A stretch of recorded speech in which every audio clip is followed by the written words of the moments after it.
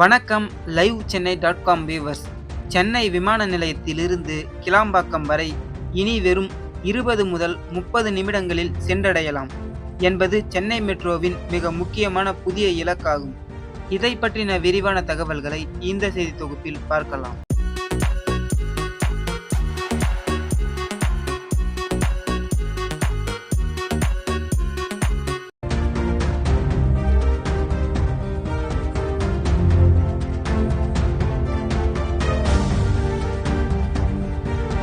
இந்த திட்டம் தற்போது ஆரம்பகட்ட செயலாக்க நிலைக்கு வந்துள்ளது.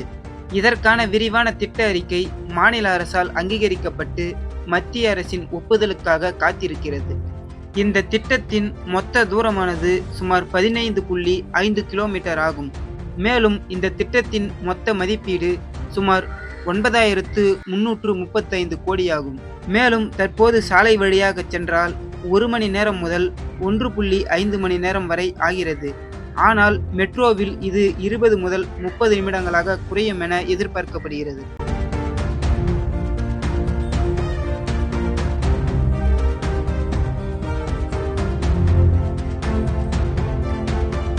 எந்தெந்த இடங்களில் மெட்ரோ நிலையங்கள் அமைகின்றன? விமான நிலையத்திலிருந்து ஜிஎஸ்டி சாலை வழியாக கிளாம்பாக்கம் வரை பின்வரும் முக்கிய இடங்கள் இணைக்கும் வகையில் நிலையங்கள் திட்டமிடப்பட்டுள்ளன.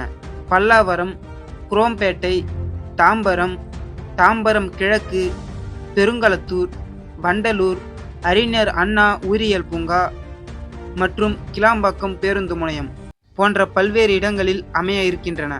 இந்த திட்டத்திற்கான நிலம் கையகப்படுத்தும் பணிகளை தொடங்க அரசு அனுமதி அளித்துள்ளது.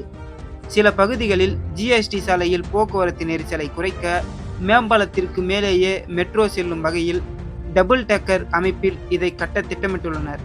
மேலும் கிளாம்பாக்கத்தில் பேருந்து முனையம், புறநகர் ரயில் நிலையம் மற்றும் மெட்ரோ ஆகிய மூன்றையும் இணைத்து ஒரே இடத்தில் மாற்றிக்கொள்ளும் வசதி உருவாக்கப்பட உள்ளன. இதனால் மக்களுக்கு என்ன பயன்?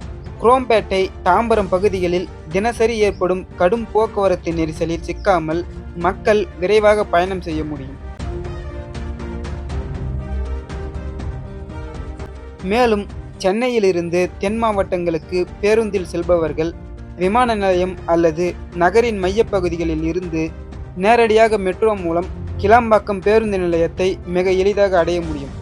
இந்த மெட்ரோ விரிவாக்கம் சென்னையின் தெற்கு புறநகர் பகுதிகளின் வளர்ச்சியை அடுத்த கட்டத்திற்கு எடுத்துச் செல்லும் என்று எதிர்பார்க்கப்படுகிறது.